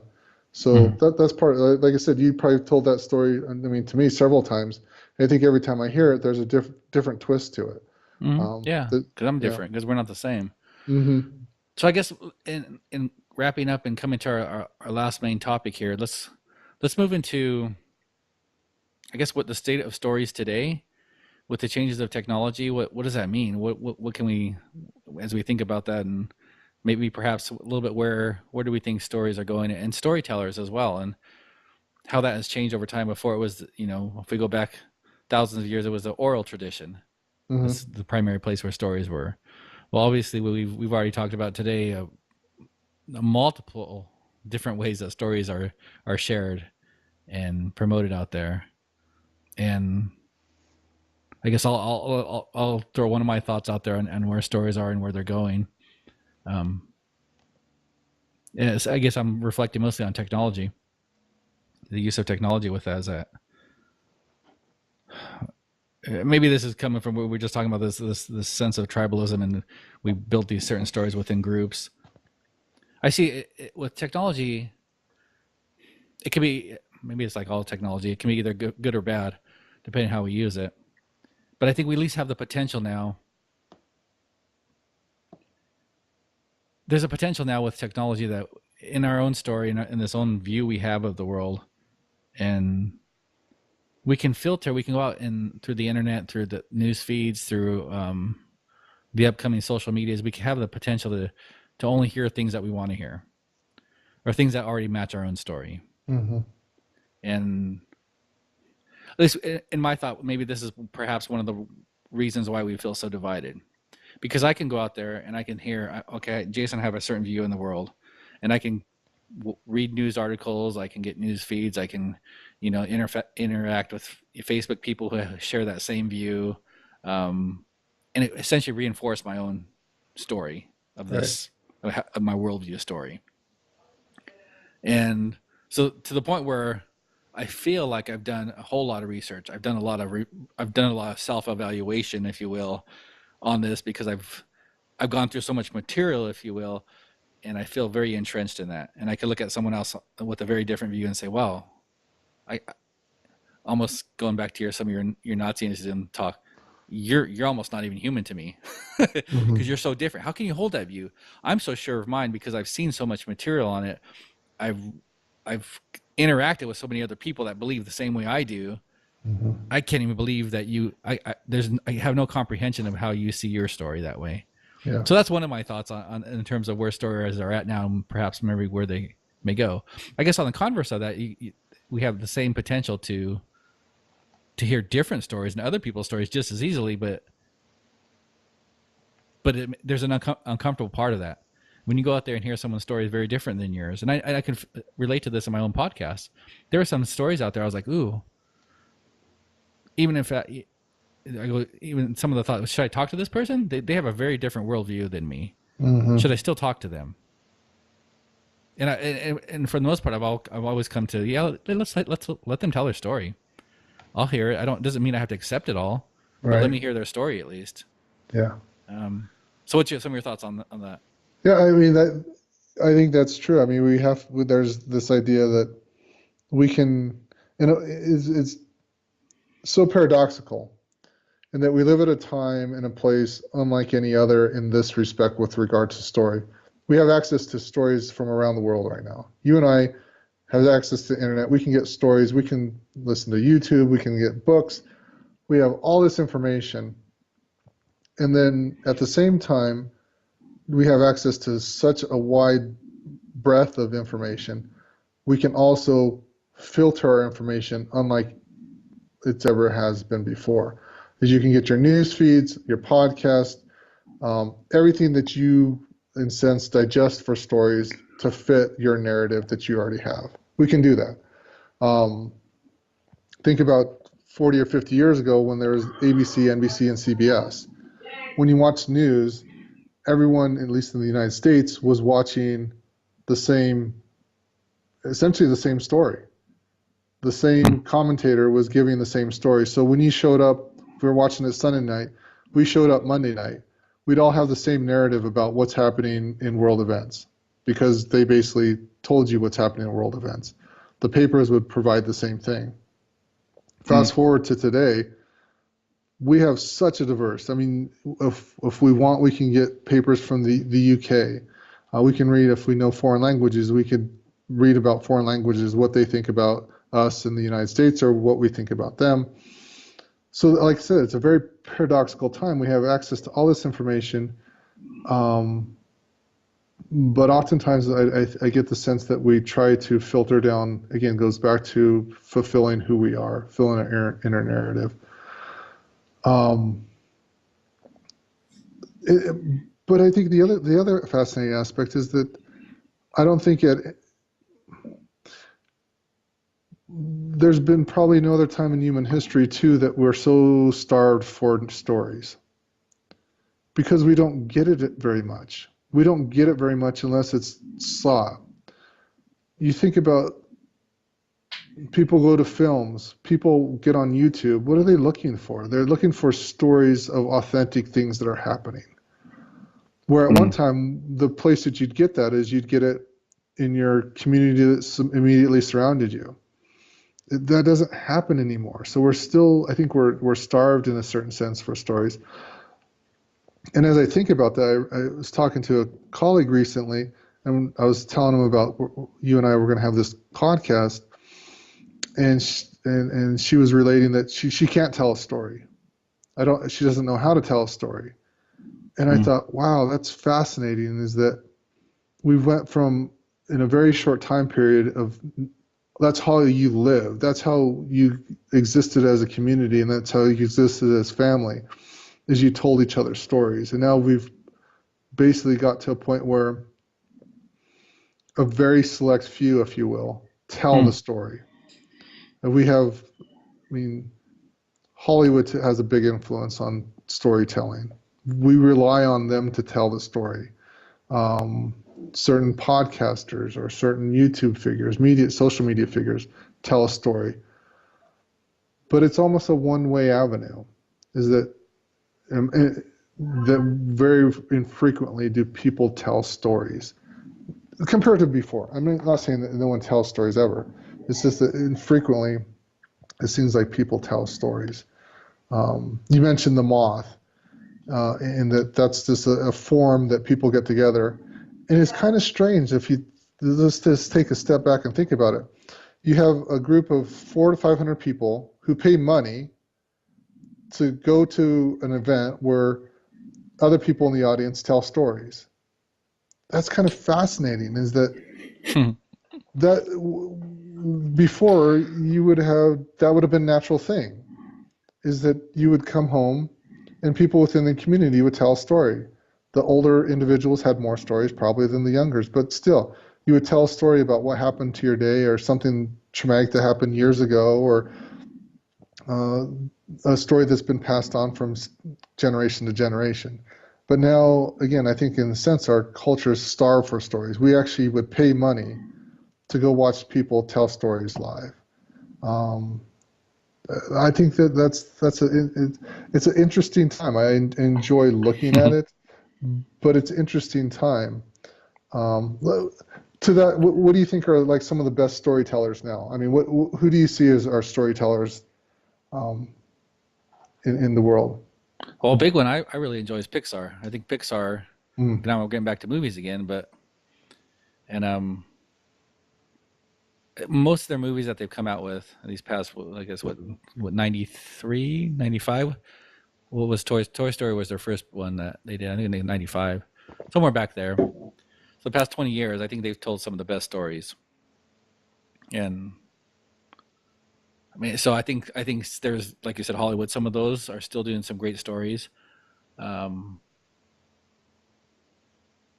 I guess I see some merging like these smaller people telling great stories out there. mm-hmm. YouTube is a great example of that. People have huge followings now. I mean, millions and millions of people following certain people for their story. I think if you look at underline, it's their story, um, and their presentation of stories. So there's this unique thing where individuals and maybe these small companies or single individuals can get their own story out there to Mm, mass people. That's mm-hmm. pretty fascinating. I don't know if there's ever been a Yeah, time in history that you could have done that. right. Maybe if you're a really good storyteller in history, your community all knew about your stories and knew about you. But Mm-hmm. that's those are small communities. Yeah, right, right. Yeah, so I think that's a where that goes. Not sure. I think if you look at maybe some of the ideas on where technology is going, you get into um, virtual reality. type of Hmm. worlds, and you can imagine what story does there. And we've had some conversation about this in our past, that as immersive and as much as I enjoy a movie like at a theater right now, how much more, and you totally feel yourself being transported within that movie, within that story, within that Star Wars universe, or Titanic, or the other things we've talked about. Imagine it with virtual reality, Hmm. when now these stories are tapping into more senses. It's not just visual now; it's feeling it, it's emotion, and it's being totally there. Man, that's gonna be immersive. That's gonna be enticing beyond. I should tell you, just recently we went over to a friend's house and they had a little virtual reality system. Okay, okay. So you put the glasses on. You can, that's all you see is within that world. Then it had a little ear thing, so you're hearing it. And just to give you a taste of this, there's this one that was this little scene, but you're in an elevator and Okay. you push the elevator button. Oh, and then you're holding these little things that let you know where your hands are. So Oh, you're seeing your little hands, and then you push the elevator button, and it takes you up the elevator, like the top of this building. And I have to say, it wasn't like super clear, like it was like really realistic. It was kind of a little bit grainy, a little bit like a computer game. okay. So you could totally see that. But then the elevator door opens, and there's just this little plank extending out into the air. Mm. And the purpose, you're supposed to walk on the plank and stand out in the air. And it was such a weird, and this is the first time I really done a virtual reality recently. My brain knew it. I mean, you totally know. I'm just in a video game. I can see it's not truly lifelike. Even visually, I can see that. But my brain was like, you totally felt like you're out in the air. It was like, oh my gosh, I can't take another step. You're out on this little plank, but my brain's having this fight. It's just fake. Just take the step. And the brain's saying, no, it's not. This is real. You can feel the realness of it. It was so weird, because you thought, oh, I would just tell myself it's just a game, and I would walk out there. Yeah, But I felt that conflict.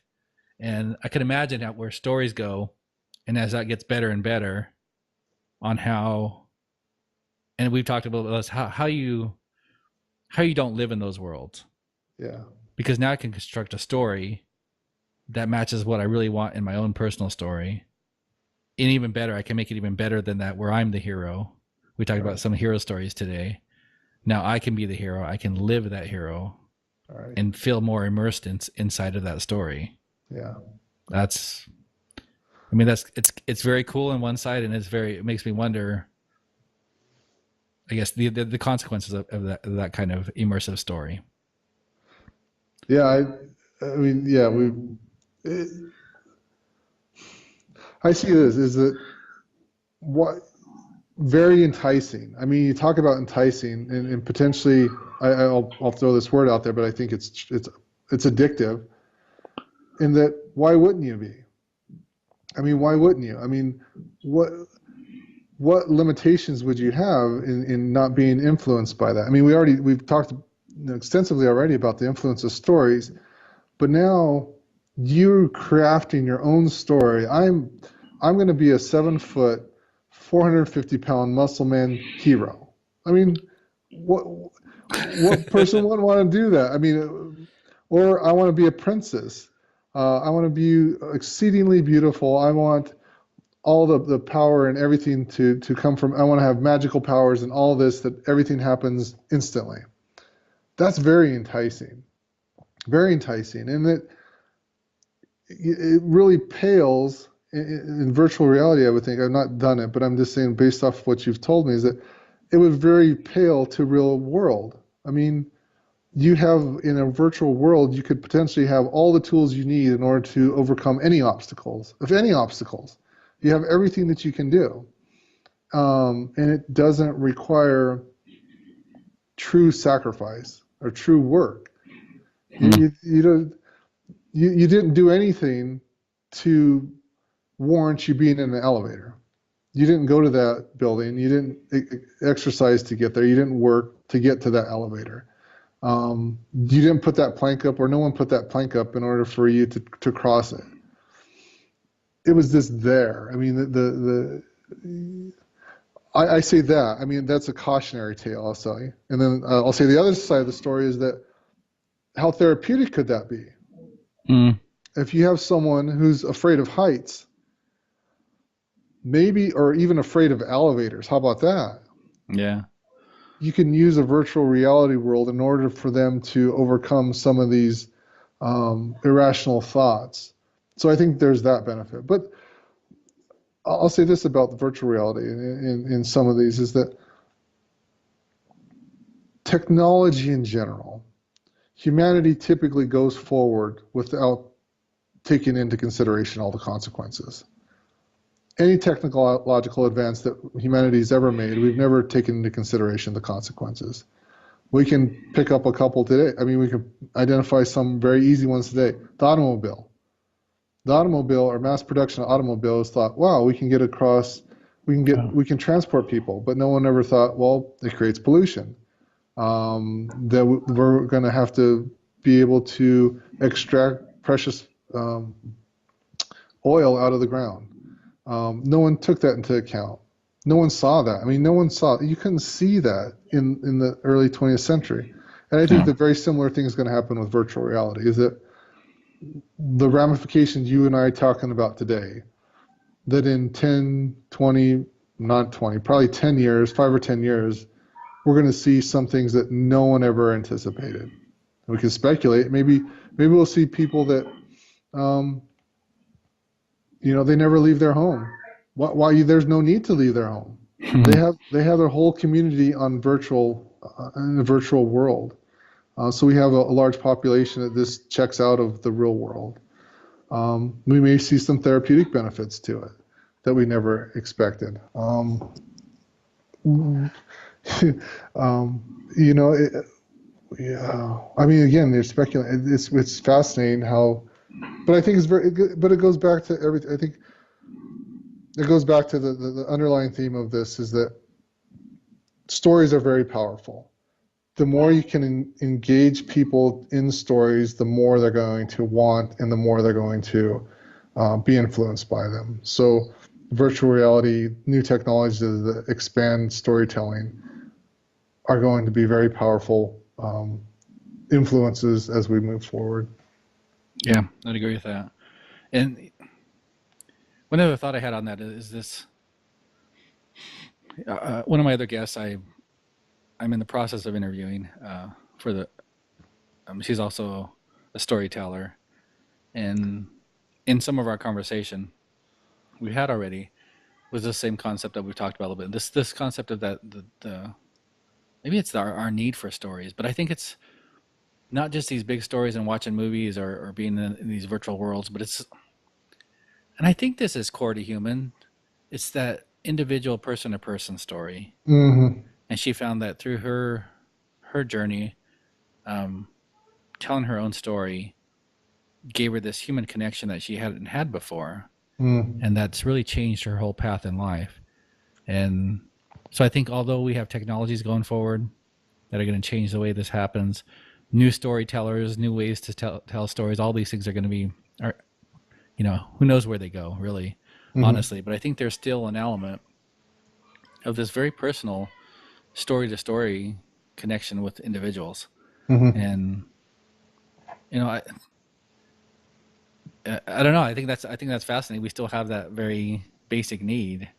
At least what in my exposure and the people I've talked to and in my own life, I see that that's still that basic need, and maybe that's the phenomenon of the moth that we talked about a little bit. Is that even though we have all these stories and more stories that we can dream of, we still pay money to go hear an individual tell a story. uh, No, maybe we should create a campfire story movement there where you go. people pay money to go to a campfire to sit and hear other people's stories, because people probably would do it because it's that basic of a need. Yeah, no, I think you're right. I think people would pay for it. I mean, just throwing out the idea. Okay, we're going to have a storyteller for an hour. You pay $2 to come listen to a storyteller. I think people would love that aspect. Is that there's this, I think, this inherent need for stories. Um, and as much as technology is, I think there's still, at least at this time, an element that's necessary in order to be face to face. There's something personal that we need about storytelling that makes it that much more genuine and life transforming. Yeah. No, I mean, yeah, storytelling, again, you go back 100 years, well, I'll say this. Look how much we pay for entertainment to watch stories. The film industry is based off of that. I mean, Sports is essentially a story. I mean, that's yeah, it's all about a story and what's going to happen. Is this team going to be able to pull it off? Are they going to not? Are they going to win? Are they going to? I mean, the whole storyline of the now kind of involved with the World Series since the Astros just won. I mean, the articles written about it. It's all about the story and this tension and this drama, and it's like, I mean, it's all yeah, magnified and magnified, and it's really about that story of the World Series and who's going to pull it off. And yeah. yeah, And you're always looking for that within that story. You're looking for the hero being the team, but also sub-heroes. I mean, smaller yeah. heroes and the individual players. What do the broadcasters talk about? Where they came from, Oh, he how they came. overcame this. He grew up poor and he Right. overcame, and now he's just a few years ago he wasn't sure if he's going to make the big leagues, and stuff like that. Yeah. Or I think watched one of the other is multiple injuries over multiple years, and he was even considering retiring because he's been injured so many years and put on the injured reserve or whatever it is, and but now he's out there pitching. Is like, I mean, that draws you in. You're like, well, I'm rooting for the guy now. I'm like, yeah, I hope Yeah, he throws a strike. Or, the batter, he came from poor, and he didn't have much, and he always played base. He came up through the minor leagues, and the only reason he's playing is because someone in front of him got hurt, and now he's a major factor in this world. It's all that texture that gives life. Some of it gives life meaning. The texture of all these people. They're like, oh, and you identify with them. It's like, oh yeah, I could have. I understand being the underdog and not being understood, and I understand coming back from setbacks. Yeah, I mean that's the power of the story. But yeah, it's fast. I think we're in a good time to not only produce. I mean, consume stories, but I think what's unique about now is that we can produce stories. I mean, you and I are producing a story now that wouldn't have been possible 10, 15 years ago for sure.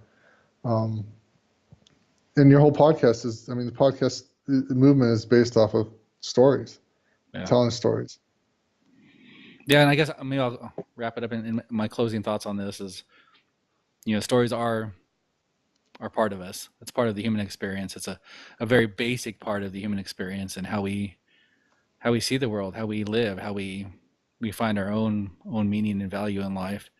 And I think it's just fascinating. I think it's a wonderful time to live when we have so many ways, like you said, both to tell stories and to consume stories.